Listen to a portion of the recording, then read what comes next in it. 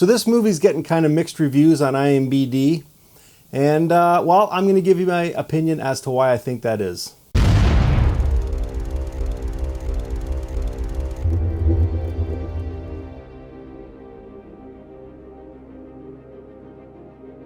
Hey guys, welcome to Happy Wax TV. So tonight we're talking about a movie called They're Inside. It just came out, and I'll tell you, I got the trailer sent to me for this flick a while ago, and I kind of passed on it. I'm not a huge fan of home invasion films, and I'm not really a big fan of found footage movies. And this movie is kind of a combination of the two.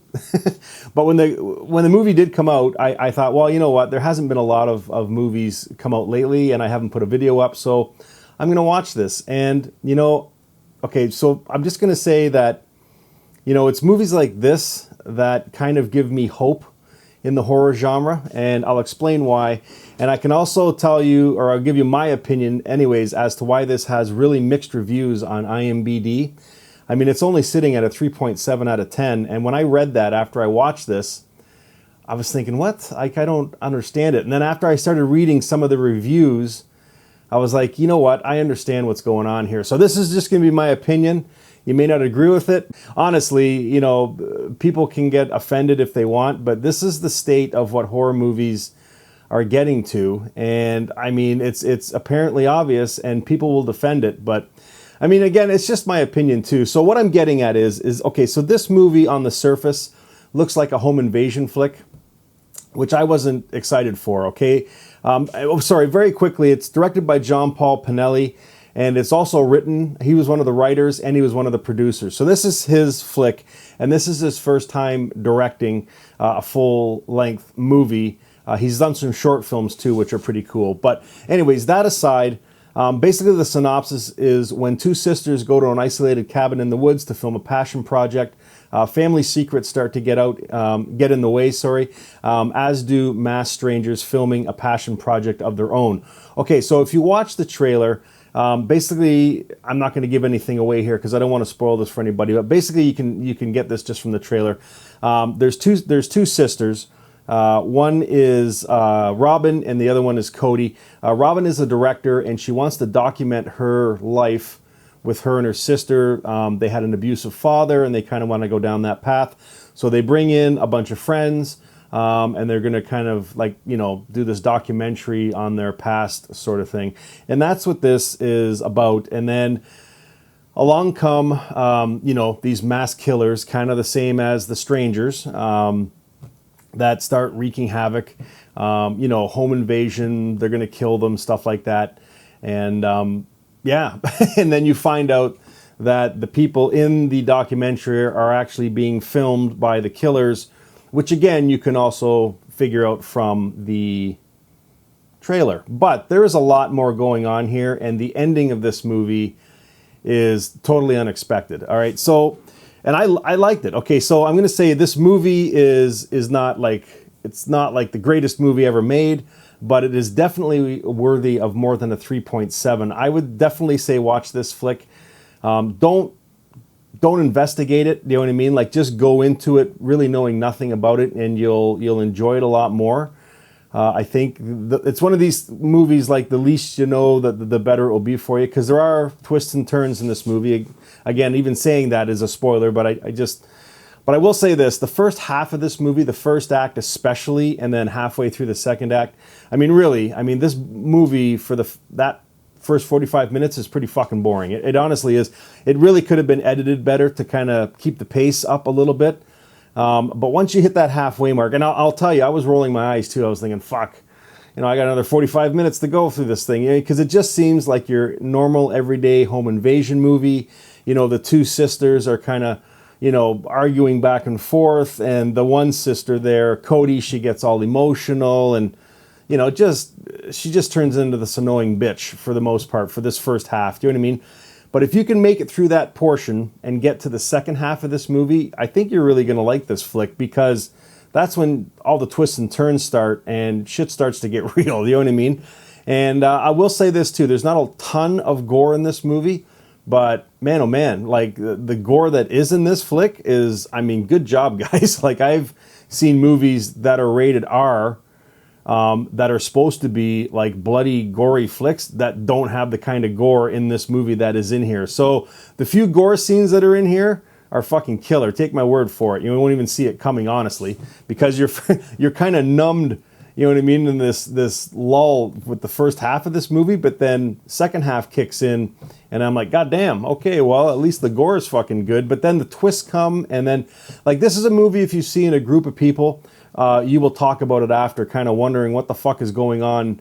You know what I mean? Like, but again, I can't really say much more than that because I don't want to spoil it for you. But what I was getting at earlier, though, is, and I said this in my Crawl review, the state of horror that it's kind of getting into, and it's a scary state if that's what we're getting into, because I'm telling you, the movies that hit the big screen, like Crawl, The Nun, dare I even say Halloween. I know I got ripped for not liking that movie, but I mean, it's just paint by numbers, largely paint by numbers, jump scares, boring story. Hey, look at that. We've got our movie. I'm going to use The Conjuring as an example.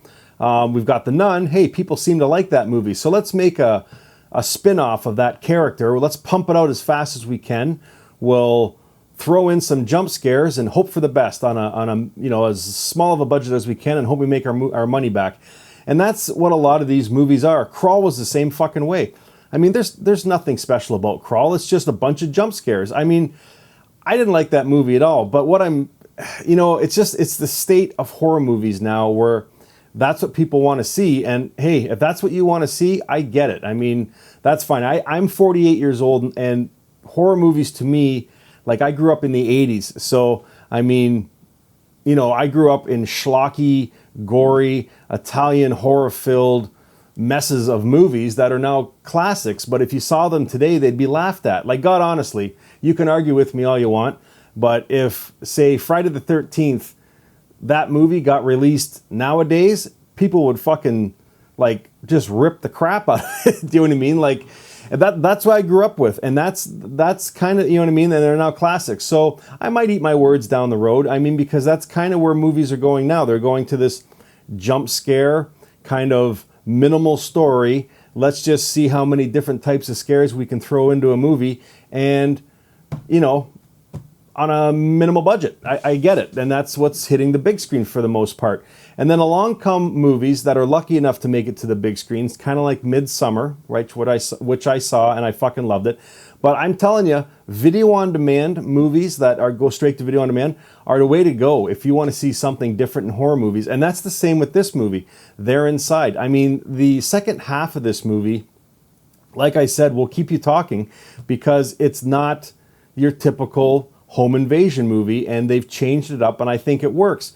Now, to give this movie a rating, I would probably give it, I don't know, like a 6.5, maybe a 7, probably a 6.5, just because the first half is going to lose a lot of people because it is so slow. Like, God, honestly, it could have been edited better just to kind of keep the pace going. And there were some scenes where the two sisters are bickering, and it just, I don't know, man, it kind of annoyed me. I don't know if that's what they were trying. I know you have to build character. That's a big thing that these, newer movies are kind of losing, is the character building. But I don't know, that portion of it didn't really work for me.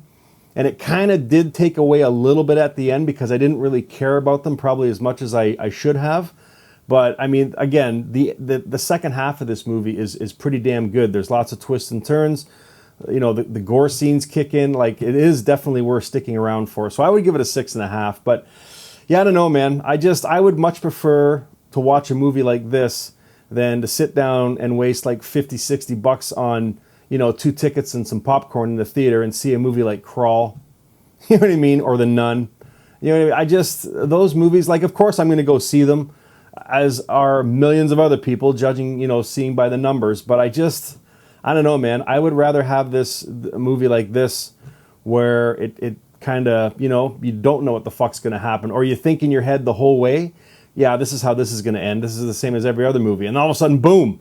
You know what I mean? Like, you get this ending. I'm like, where the fuck did this come from? You know what I mean? So it's almost like, that Ghostland movie that I did a review on before too. I mean, that movie just blew me the fuck away, and I don't even think it even came to the theaters. It just did the festival run, got a limited release, and then it came to video on demand. But if you haven't seen Incident in a Ghostland, go check that movie out too, because it's one of those movies where about, you know, up until about the halfway mark, you think you know exactly what the fuck's going on, and then, you know, the halfway through the second and then all of the third act, you're like, holy shit, this is blowing my mind.